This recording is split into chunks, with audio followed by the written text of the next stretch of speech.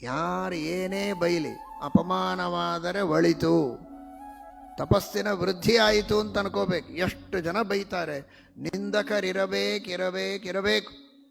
ದಾಸರಂತಾರೆ, ಯಾರಾದರೂ ಬೈದರೆ ದುಃಖ ಪಡಬಾರದು. ಯಾಕೆ ಅಂದರೆ ನಾವು ಮಾಡಿದ ಪಾಪಗಳಿಗೆ ಪ್ರಾಯಶ್ಚಿತ್ತ ಮಾಡಿಕೊಳ್ಳಬೇಕು ಅಂದರೆ ಪುರೋಹಿತರನ್ನು ಕರಿಬೇಕು, ಅವರಿಗೆ ದಕ್ಷಿಣೆ ಕೊಡಬೇಕು. ಅವರೇನು ಅಪೇಕ್ಷೆ ಪಟ್ಟಿರಲಿಕ್ಕಿಲ್ಲ, ಆದರೂ ಕೊಡಬೇಕಾದದ್ದು ಕರ್ತವ್ಯ.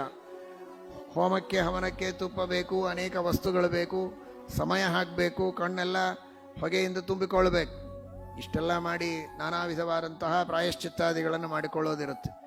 ಏನೇನೇನೇನೂ ಖರ್ಚಿಲ್ಲದೆ ಮಾಡಿದ ಪಾಪಕ್ಕೆ ಪ್ರಾಯಶ್ಚಿತ್ತ ಆಗಬೇಕು ಅಂದರೆ 4 ಜನರಿಂದ ಬಯಸ್ಕೋಬೇಕು. ಸುಲಭವಾಗಿ ಪಾಪ ಅವರ ಅಕೌಂಟಿಗೆ ಟ್ರಾನ್ಸ್ಫರ್ ಆಗ್ತದೆ. ಏನು ಕಷ್ಟ ಇಲ್ಲ.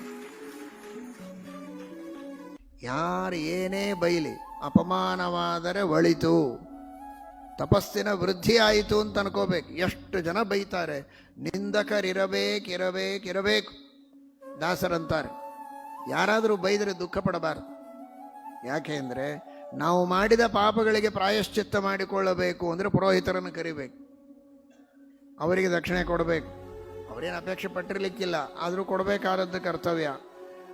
ಹೋಮಕ್ಕೆ ಹವನಕ್ಕೆ ತುಪ್ಪ ಬೇಕು, ಅನೇಕ ವಸ್ತುಗಳು ಬೇಕು, ಸಮಯ ಹಾಕಬೇಕು, ಕಣ್ಣೆಲ್ಲ ಹೊಗೆಯಿಂದ ತುಂಬಿಕೊಳ್ಳಬೇಕು.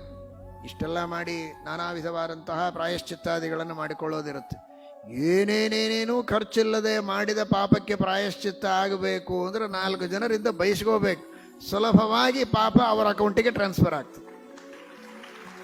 ಏನು ಕಷ್ಟ ಇಲ್ಲ.